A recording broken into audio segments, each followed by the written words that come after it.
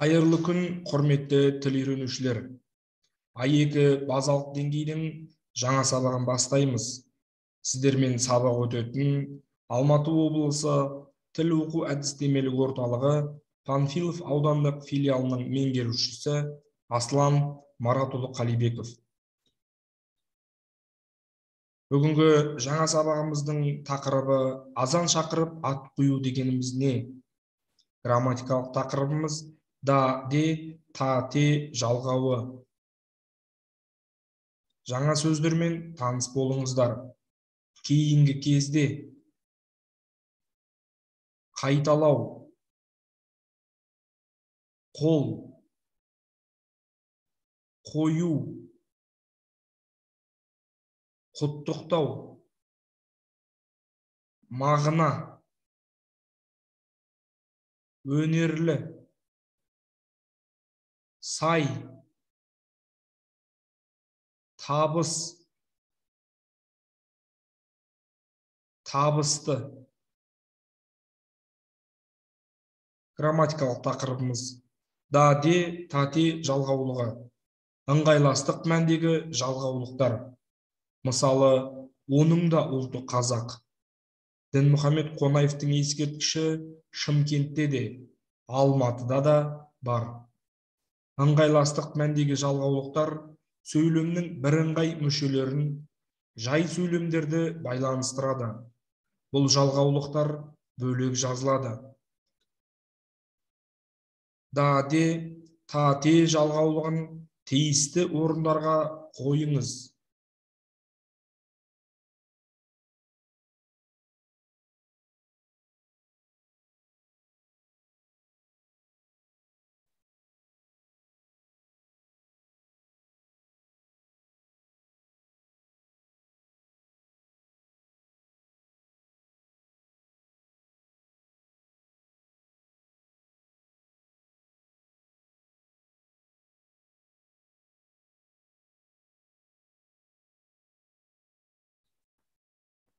Тексеріңіз.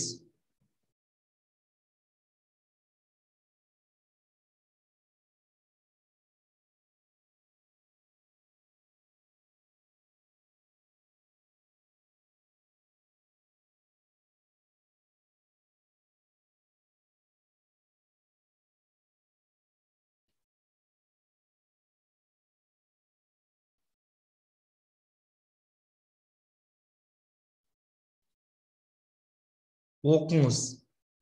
Бала туғанда әр ата-ана баласына жарасымды, әрі әдемі есім бергісі келеді. Кейбір адамдар қазіргі заманға сай және кең таралған аттарды қояды. Енді кейбір адамдар атақты адамдардың есімін қояды.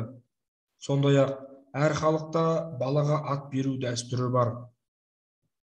Қазақ халқында балаға азан шақырып ат қою дәстүрі бар. Бұл дәстүр қазіргі кезде ауылдық жерлерде сақталған. Үлкен қалаларда үнемі сақталмайды. Дәстүр бойынша балаға есім 3 күн ішінде берілуі керек. Үлкен кісі азан шақырып, баланың құлағына 3 рет берілген есімді қайталайды. Әдетте қазақ халқында тұңғыш балаға есімді атасы немесе әжесі қояды.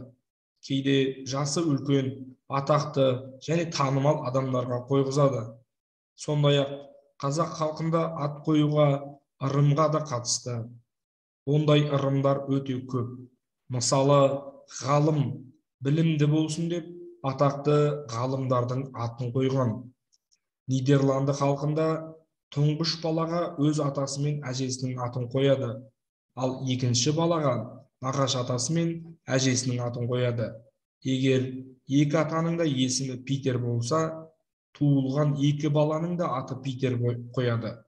Сонда бір үйде 2 Питер болады. Үндістердің балаларына есім қойылмайды. Балаларды Ути деп атайды.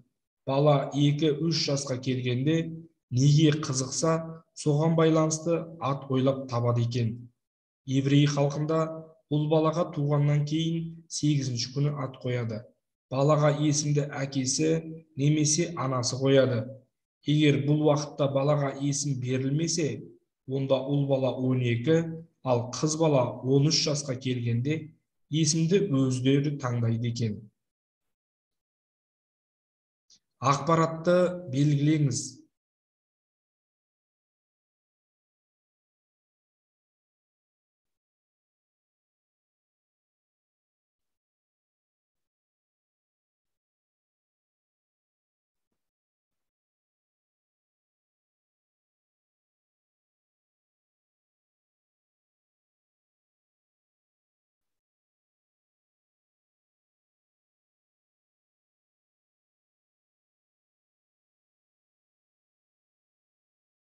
Тексеріңіз.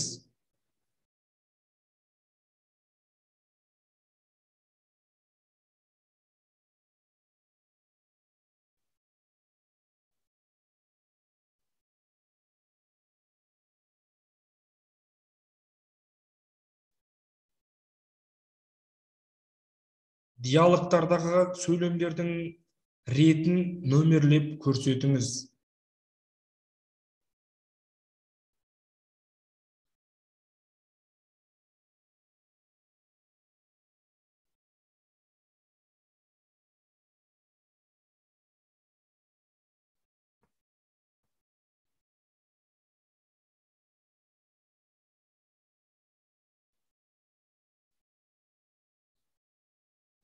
Тексеріңіз.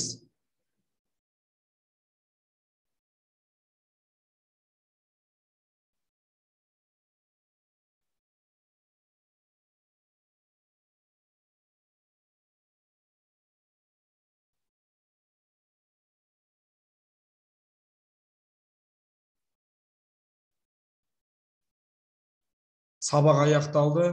Үй тапсырмасы, туған күнге құттықтау жазыңыз. Сау болыңыздар.